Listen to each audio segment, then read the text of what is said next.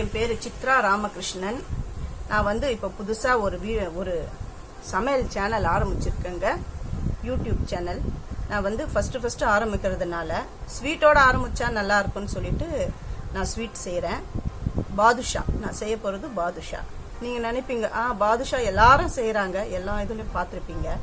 ஆனால் இது நான் ஒரு புது விதமாக நல்லா கலர்ஃபுல்லாக கடையில் விற்கிற மாதிரி நான் உங்களுக்கு செஞ்சு காட்டுறேன். இப்போ அதுக்கு தேவையான இன்க்ரீடியன்ட்ஸ்லாம் பார்த்துருவோமா? இந்த பாருங்க, இந்த கப்பில் தான் நான் மைதாவை எடுத்துருக்கிறேன். உங்களுக்கு மைதா வேண்டான்னா கோதுமை மாவு கூட எடுத்துக்கலாம். நான் மைதா எடுத்துருக்கிறேன்.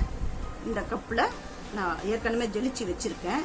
அப்புறம் பாருங்க, சும்மா ஒரு ஸ்பூன் சர்க்கரை, உப்பு, பேக்கிங் சோடா, அப்புறம் இது பேக்கிங் பவுடர், தயிர், நான் நெய் எடுத்துருக்கிறேன், தேவையான அளவுக்கு தண்ணி, கொஞ்சம் கலர் பொடி.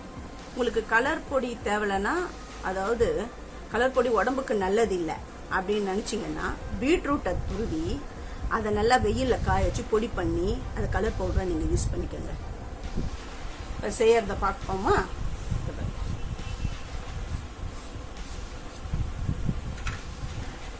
சக்கரை, உப்பு, பேக்கிங் பவுடர், பேக்கிங் சோடா, தயிர். தயிர் தேவையான அளவு போட்டுக்கோங்க. என்ன தேவையா அதுக்கு எக்கச்சக்கமாக நிறைய போட்டுவிடாதீங்க. நெய்,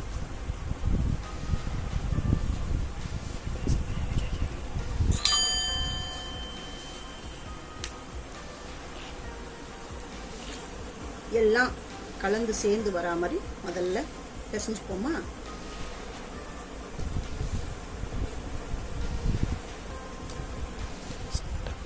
தேவையான அளவுக்கு தண்ணி சும்மா தெளிச்சு நீங்கள் பிசைஞ்சுக்கோங்க. நிறைய தண்ணி ஊற்றிடாதீங்க. சப்பாத்தி மாவு பதத்துக்கு பிசைஞ்சுக்கோங்க ஃபர்ஸ்ட்.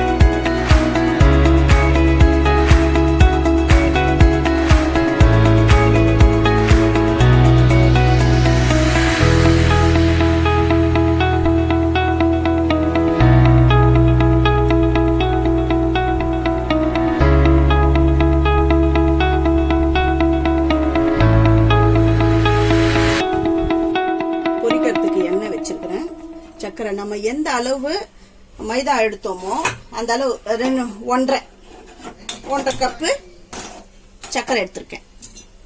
அந்த சக்கரை சுகர் மூழ்கிற அளவுக்கு தண்ணி,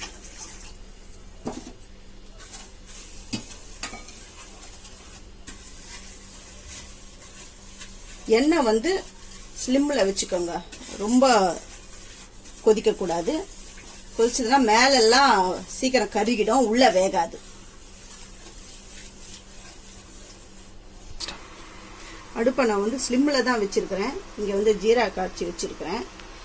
இந்த பாதுஷா போட்டு வெந்து வரத்துக்குள்ளே இது ரெடி ஆகிடும். அப்போ சூடாக போட்டு ஒரு 2 நிமிஷம், ஒரு நிமிஷம் போகிறோம், ஒரு நிமிஷம் போனோம் ஊற வச்சு நம்ம எடுத்துடலாம். இப்போ இதை நான் எண்ணெயில் போடுறேன் பாருங்கள். ஸ்லிம்மில் தான் இருக்குது பாருங்கள். அந்த அளவுக்கு எண்ணெய் இதுவாகலை, பேர்ன் ஆகலை பாருங்கள். இதே மாதிரி சுருட்டி மற்ற பாதுஷாக்களையும் பொரிச்சு எடுத்துக்கணும். உங்களுக்கு சுருட்ட முடியலன்னா கூட பரவாயில்ல, நீங்கள் வந்து வேற ஐடியா பண்ணி பண்ணிக்கலாம். அதாவது இந்த மாதிரி இருக்குது பார்த்தீங்களா, இதில் நல்லா சப்பாத்தி மாதிரி சின்னதாக தேய்ச்சி ஒரு டம்ளரில் கவுத்தி எடுத்து இதில் போட்டு பெரிய இதுவாக போட்டு அமுத்து அப்படி எடுத்து கூட பாதுஷாவாக நம்ம பண்ணிக்கலாம். இது வந்து பாதுஷாவில் சூரியகலா பண்ணுறதுக்கு தான் நான் சொல்கிறேன். பாதுஷா வந்து இப்படி பண்ண முடியலன்னா இப்போ ரவுண்டாக தேய்ச்சி ஒரு குடிக்கரண்டி இது பண்ணி அந்த மாதிரி பண்ணலாம். இந்த மாதிரி சுருட்ட முடியாதவங்களுக்கு நான் சொல்கிறேன். அதாவது சூரியகலாவுக்கு உள்ள ஸ்டஃபிங் வைக்கிறவங்களுக்கு நான் சொல்கிறேன். நீங்கள் பாதுஷாக்கு அந்த மாதிரி பண்ணாதீங்க. அப்படி பண்ணீங்கன்னா உள்ள பள்ளம் விழுந்துடும். ஏன்னா இங்கே போலாக இருக்குது இல்லையா, எதுக்கு ஸ்டஃபிங் வச்சா தானே சரிப்படும், அதுக்கு சொல்கிறேன். நீங்கள் வந்து இந்த மாதிரி சுருட்ட முடியாதவங்க வேற விதமாக அந்த மாதிரி ரவுண்டாக பண்ணி உள்ள அப்படி இருக்கிறது நான் ஒரு இது பண்ணி காட்டுறேன் உங்களுக்கு. இதை பாருங்க, இந்த மாதிரி சுருட்ட முடியல அப்படிங்கிறவங்களுக்கு இது பாருங்க, இப்படி நல்லா உள்ளங்கையில் நல்லா தேய்ச்சிட்டு இது பாருங்க, அவ்வளோதான் வச்சு அடி போட்டுடலாம். இதை பாருங்க,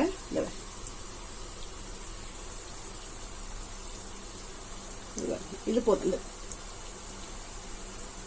ஆஃப் பண்ணிடுறேன்.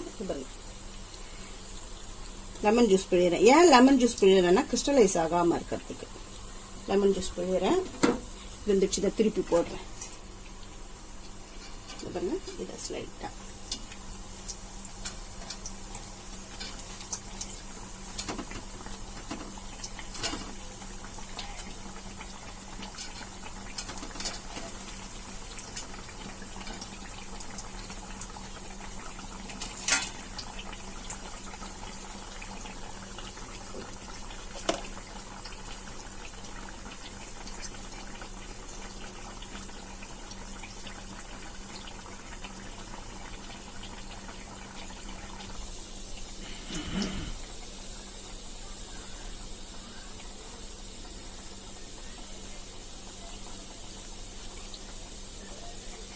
இதில் நான் ஏலக்காய் போட்டுருக்கிறேன். சுகர் சிரப் பண்ணும்போது ஏலக்காய் போட்டிருக்கேன், அதை நான் சொல்ல மறந்துட்டேன். இதை ஊறினோன்னா ஒரு நிமிஷத்தில் எடுத்து நான் காட்டுறேன்.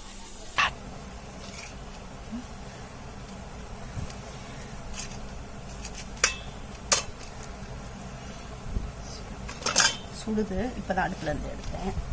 ஜூசியாக நல்லா இருக்கு.